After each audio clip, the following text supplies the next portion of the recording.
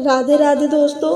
आज हम जानेंगे मीरा जी के विरह के बारे में। आपने तो कई बार सुना होगा मीरा जी के भक्ति के बारे में, उनके प्रेम के बारे में, उनके जीवन परिचय के बारे में, लेकिन आज हम मीरा जी के विरह के बारे में वर्णन करने जा रहे हैं, जो कि बहुत ही कम सुनने को मिलता है। चलिए शुरू करते हैं। मीराबाई के पदों में विरह का वर्णन उनके गहरे भक्ति भाव और श्री कृष्ण के प्रति उनके अनन्य प्रेम को दर्शाता है।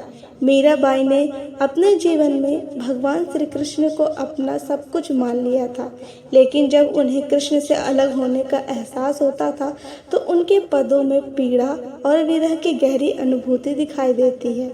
मीराबाई के पदों में विरह का भाव इस कदर प्रबल है कि ऐसा लगता है जैसे वे कृष्ण से मिलन की चाह में तड़प रही हैं। उनके पदों में वह कहती हैं, मोहे चाकर राखो जी, मतलब इसमें वह कृष्ण से प्रार्थना करती हैं कि चाहे जैसा भी हो उन्हें अपने पास रख ले। विरह की पीड़ा को वह व्यक्त करते हुए मीराबाई ने लिखा, मेरे तो गिरधर गोपाल दूसरो न कोई, मतलब यहाँ वो स्पष्ट करती हैं कि उनके जीवन का हर क्षण कृष्ण के बिना अधूरा है। उनके पदों में यह पीड़ा केवल शारीरिक नहीं बल्कि आत्मिक है। कृष्ण से अलगाव ने उन्हें अंदर से तोड़ दिया था और यही दर्द उनके पदों में प्रकट होता है।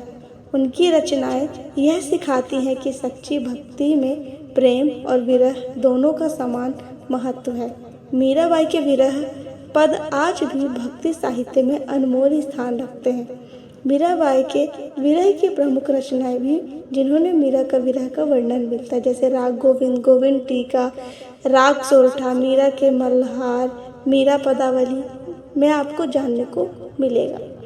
मीराबाई का विरह वर्णन उनके आध्यात्मिक सफर का एक महत्वपूर्ण हिस्सा है।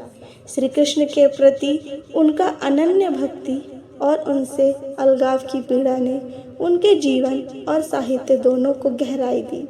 यह विरह केवल एक प्रेमी से बिछड़ने की पीड़ा नहीं थी, बल्कि आत्मा का परमात्मा से मिलन न हो पाने का दर्द था।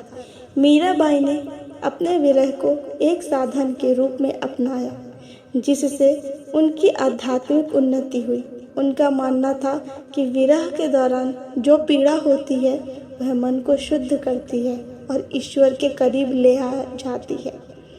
उनके पदों में यह भाव स्पष्ट झलकता है, मैं तो सावरे के रंग राजी, मतलब यहाँ वो कहती हैं कि उनके जीवन का हर क्षण श्री कृष्ण के रंग में डूबा हुआ है और उनका विरह भी उसी प्रेम का एक रूप है।